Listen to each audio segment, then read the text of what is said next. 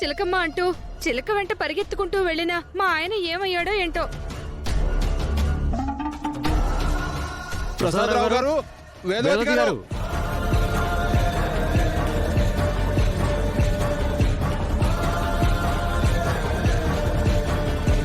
ప్రసాదరావు గారు,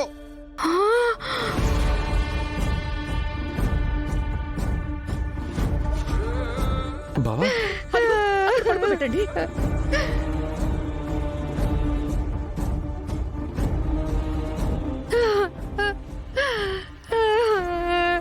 ఏమైందో చూడమ్మా. ఏమండి, ఏమండి, లేవండి. ఏమైందయ్యా నీకు? ఏమైంది? దారిలో స్పృహ కోల్పోయి పడున్నాడు సార్. మీ ఇంటి మనిషి అని మాకు తెలుసు, అందుకే తీసుకొచ్చాం.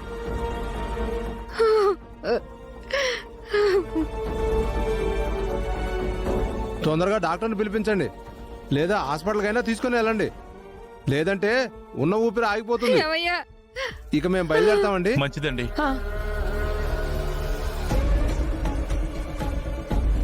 నాన్న, ఈయన హాస్పిటల్కి తీసుకెళ్దాం పదండి.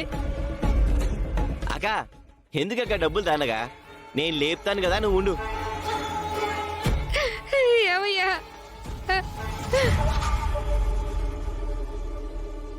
అయినా ఈ వయసులో ఈయనకి పరుగులెందుకు? చిలుక వెనుక హుస్సేన్ బోల్ట్ లా పరిగెత్తాడు.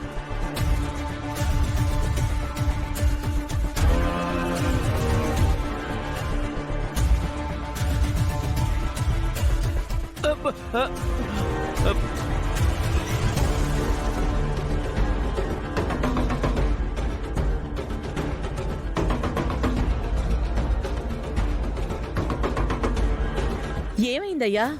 రోడ్డు మీద కళ్ళు తిరిగి పడిపోయావంట. మనుషులు మోసుకొచ్చారు. చెప్పవయ్యా, ఏమైంది నీకు? తాళి, పూలు, బొట్టు అన్ని తీసేయాల్సి వస్తుందని నేను కంగారు పడిపోయాను. ఏం జరిగిందో చెప్పు. మాయా, మాయా, అంతా మాయా.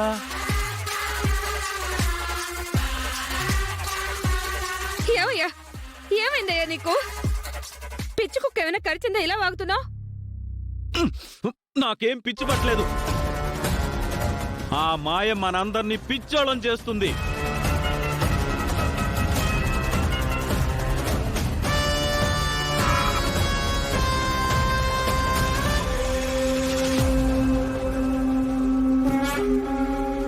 మాయ చాలా సునాయాసంగా పుట్టలో చేయి పెట్టి పాముని బయటికి తీసింది.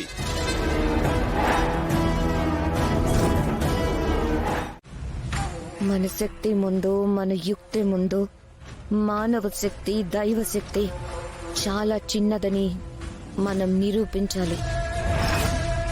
అలా జరగాలి అంటే ముక్కు పుడక ఇప్పుడే ఈ క్షణమే నా సొంతం కావాలి.